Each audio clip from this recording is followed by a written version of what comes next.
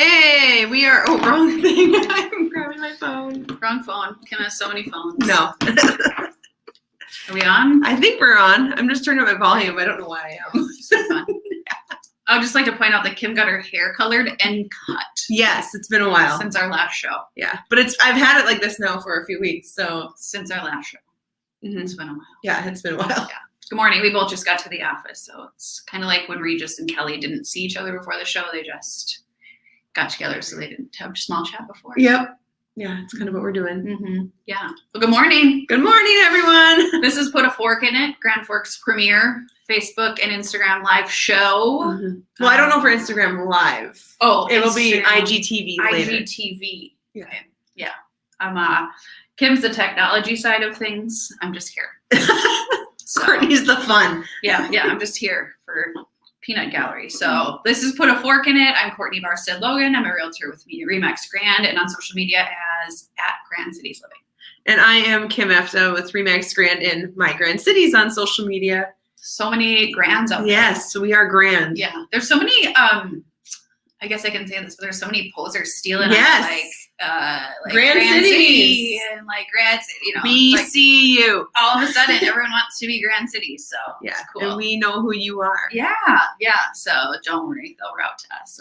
Yeah. So yeah, what's going on? Life. Oh my gosh, summer is kind of coming to a close. That's why we got back at 9:30. Yeah. T-ball is over. So Yeah. I was the one who was the reason why we didn't go on every Tuesday. Sorry. Super T-ball mom. T-ball is over. And Did you coach T-ball? no. Oh, okay. I was a spectator, and I made Devin participate in the parent-kid game on Thursday. Good. So I was like, I'll just watch. Yep. I'm good at that. Yep. Yeah. Clapping from the stands. Mhm. Yeah. I'm going to be a good participant at some point of. I just know my competitiveness, if I'm the coach, will come out, and it's 6-year-olds, so I can't do that yet. Yeah. Yes. I have some friends that coach soccer. They were, it was funny because they were getting after the officials, and they were like, oh, maybe that was a little bit much. So, yeah. So I have to hold it in. yeah, it's good. Well, last night we were talking, the market's kind of correcting itself a little bit. So that's good.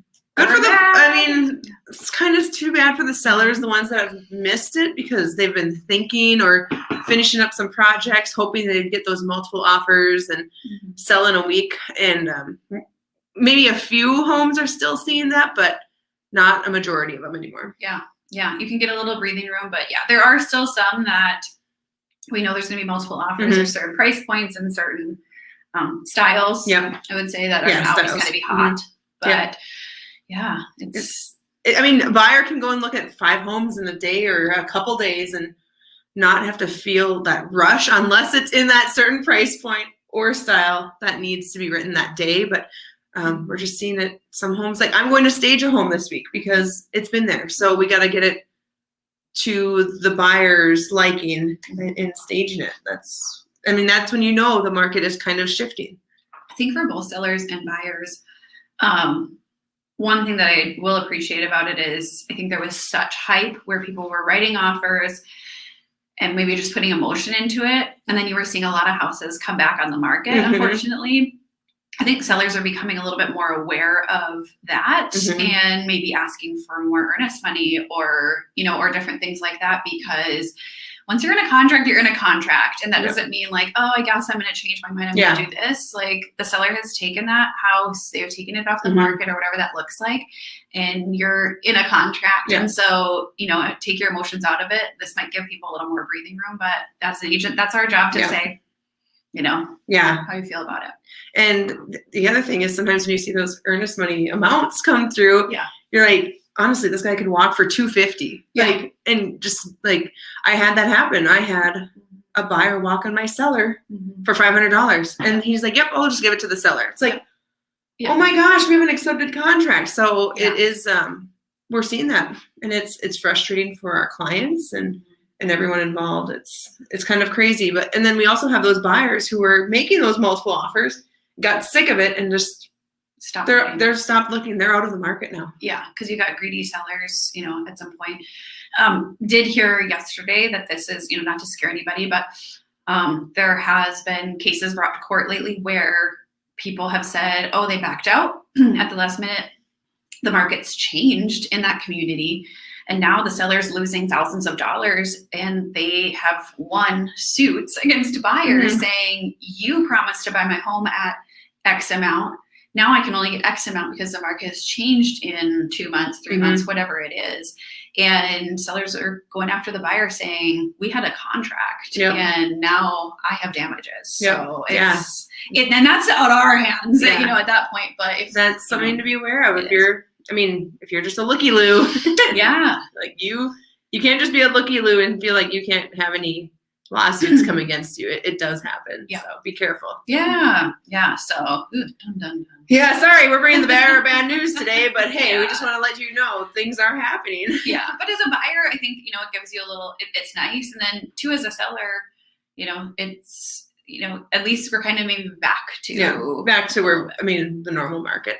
And we have a deal together right now where when we priced it as a listing agent, we were like, okay, let's try it. Let's see. And then we got 4 offers over asking, thinking, sweet, we did an awesome job. And then all of a sudden the appraisal comes in and it's not there. So that's happening as well. So appraisals are coming in light. And the market, that's what it's saying the market's value is at. So we're like, okay, fine. We tried to fight the appraisal and it didn't go too well. So I lost. It's Kim took that battle. I have the buyer, and it's good for a buyer because you don't want them to get in and underwater. And so it's like you're very excited in that capacity. But as we listed it, we didn't even list it on the high end, thinking let's go lower and get multiple offers. And we got multiple offers and it still didn't appraise. So like, oops. Sorry. So someone asked me the other day, like, what process does an appraiser use? I was like, that's a really great question. Because sometimes you see them appraise at, on say May 1st, and then June 15th, they're like asking questions about it. I'm like, how do you remember that? Maybe I have mom brain. And I'm like, I have to do it the same day.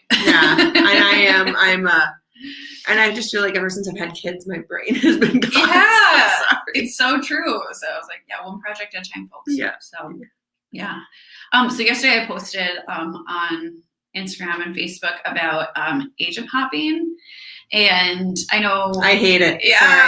We've kind of experienced it in a lot of, in different ways, but I know.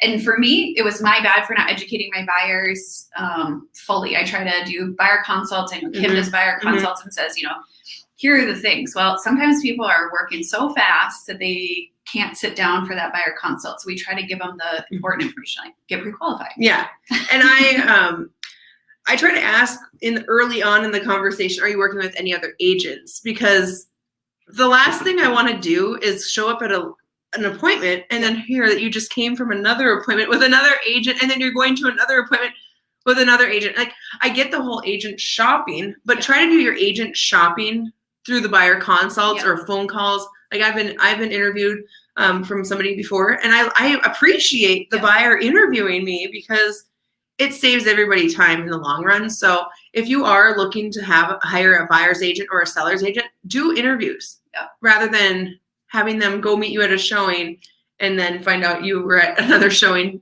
30 minutes before with another agent. And we do talk to each other. I think that's, agents will call, and I've had where someone says, hey, I just met with somebody and they said that they're working with so-and-so or whatever, and it's like, okay, if you're the listing agent, like, it sounds like they showed it already.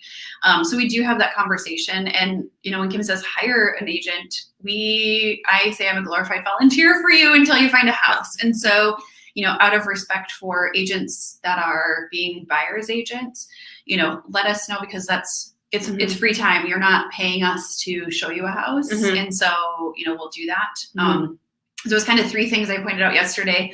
I had a client that clicked on a thing. So the Z Word Zillow has a thing. It says schedule an appointment. You can do it.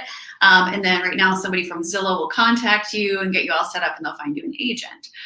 So they said, hey, I've got this set up for, this date and time and whatever, and this is what's going on, but I want to work with you. And I was like, hold the phone. You don't have to set up your own appointments. We do that. So we take care of that. And that company is trying to get rid of us. Sorry. But they are trying to monopolize on the market and control buyers and sellers in the market. And if you want that personal relationship with your agent and know you, get to know you, be a part of this whole journey, make sure you reach out to your agent versus hitting that button on those websites to schedule a showing or contact agent, because it's not linked to us. Right. It's contacting an agent who is paying for that service. Right. And that's how they get their contacts, is they pay a lot of money to do that. They don't go out there and network and meet people. Yeah. They're just sitting on their butts and paying a lot of money to get you to contact them, which is, hey, technology, take advantages of it. Right. Yeah. So it might say on there that they're, like a top star buyer's agent or whatever it might be. Like, we can all pay money and be, certain or the most innovative real estate team out there that doesn't use any video. Yeah, Premier. Whatever. We can call ourselves whatever we want, but because we are most premier Facebook. Mm-hmm. But you just be careful when you do that. That's our job, is to set up those showings, show you, information, not send you to someone said, I went to see a house and it already had an offer on it. Oh my God. That makes me so mad. Yeah, you clicked on the button. Of course, they're going to set up, something for you, and then they're going to try to do whatever. So make sure that you interview, even if it's calling a few agents or asking a friend or, oh my gosh, the Facebook groups. Yeah, once a week.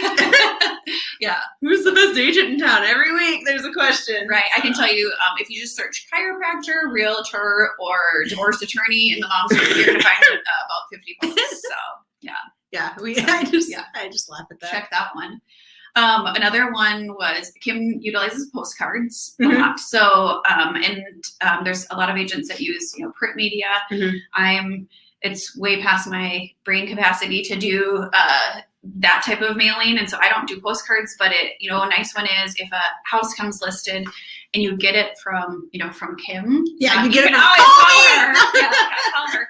But if it's your dream house, you can call your agent and say, I got this postcard. I see this house is listed in my neighborhood, or, whatever it might be. That doesn't mean that Kim's the only one that can show that property. Mm-hmm. But I want you to call me. But call her. Yeah. Always call her from a postcard. Yes. So, but just because you're getting, that picture of it, you always can. And then open houses.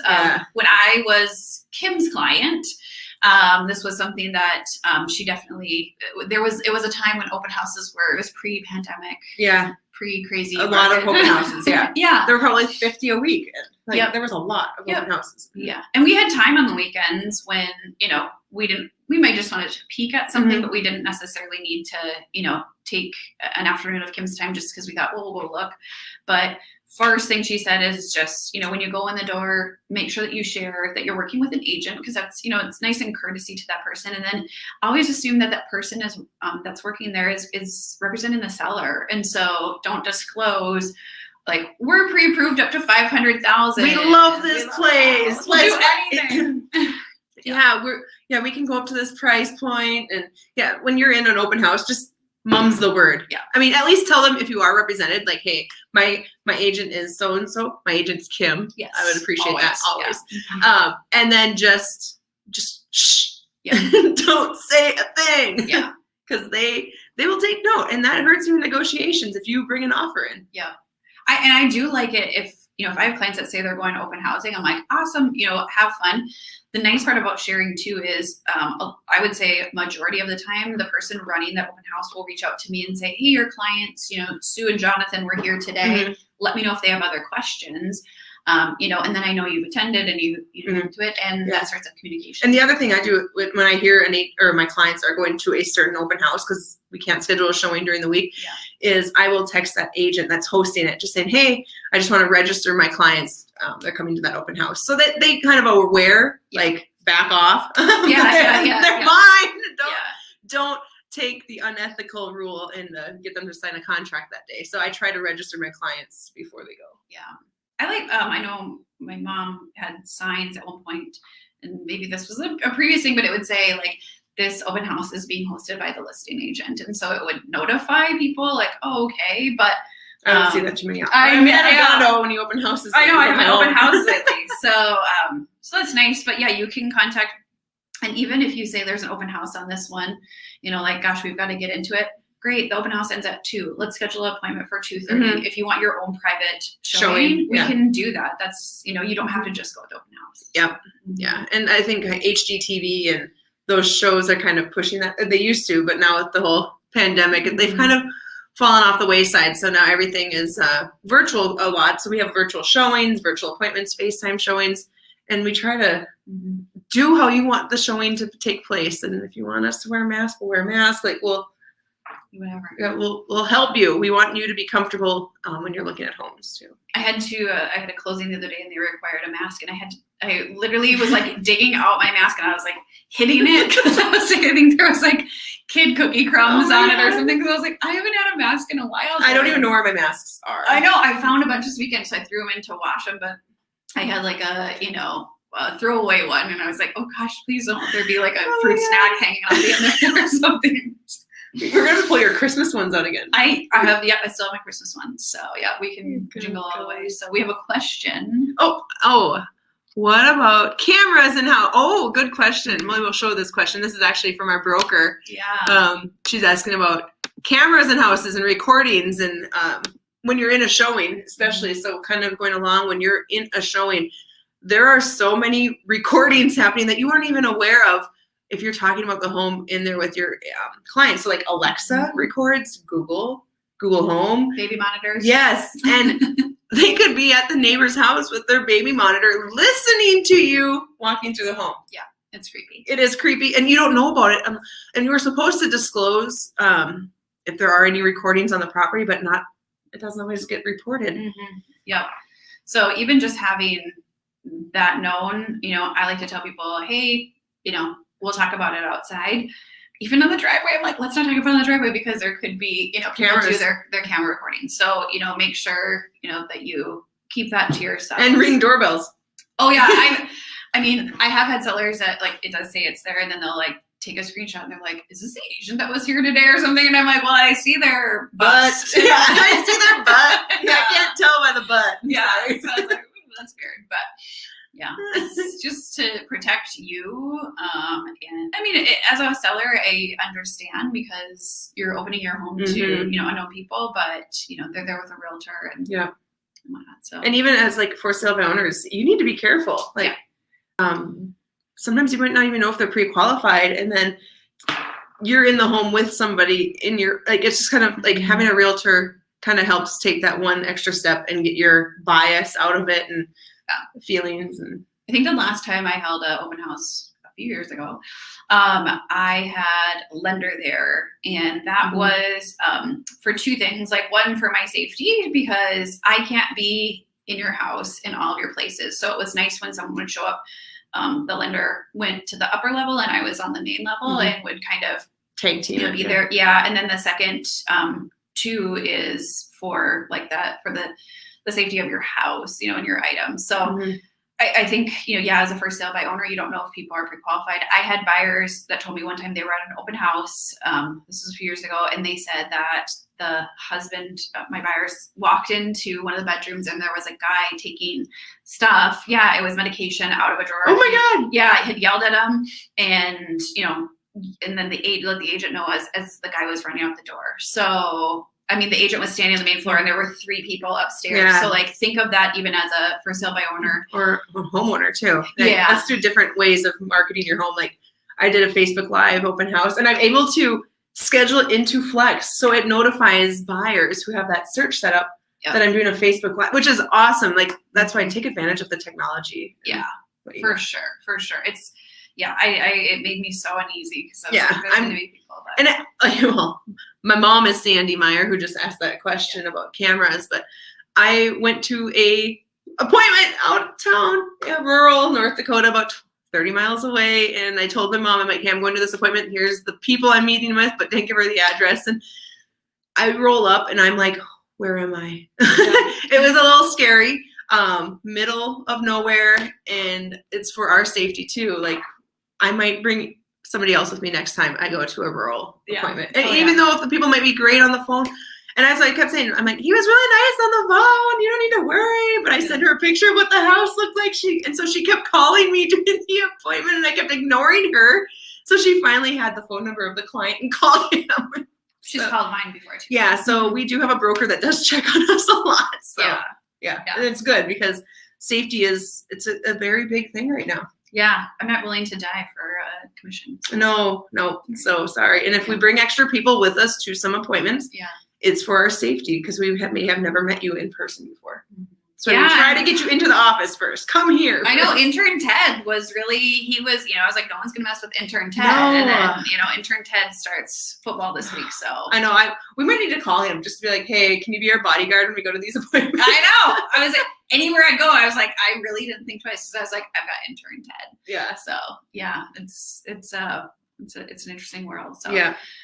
Well, we showed a lot in there. Yeah, we did. One thing I did want to talk about is the new disclosure for sale by owners. Yes, and anything for a fourplex or lower. So if you have anything bigger. Yeah. So you are required as a seller as of Sunday, or as of on Sunday, the 1st. You are required to put together a disclosure if you are a for sale by owner. Owner occupied. It's required by law. So So everybody's got to do it now, which is it's good. It's good, but it's also like, where are they going to get the form? So that's why you need to hire an agent. We'll get you the right forms. So. I know.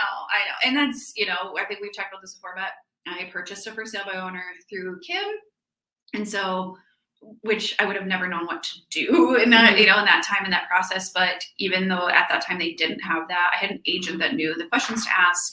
The questions to ask. We had a home inspection, that we walked through, and so I can't refer to my disclosure right now. No, it's probably outdated. Now it's outdated. You've been there for 4 5 years. But we didn't have one.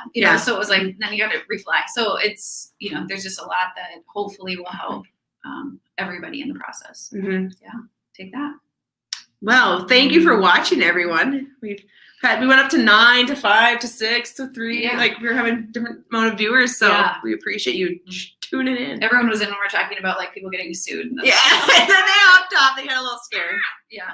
All right. Well, if anyone has any questions, let us know. Like we ask this every time, but hit just put replay if you've watched us on replay, or give us a thumbs up or something. We'd love to know who's watching, so we can maybe tailor a message. And if you want certain things asked or answered, or bring in certain experts, we would be happy to do that. And we kind of booted Scott just because his schedule is he's the busiest busy person. Sorry, Scott, but we booted you. Yeah. Maybe we'll bring him back as a guest. Yeah. Awesome. Well, everyone have a great day. Have a great week, and make sure to put a fork in it. Have a good day, everyone. Bye. See you later.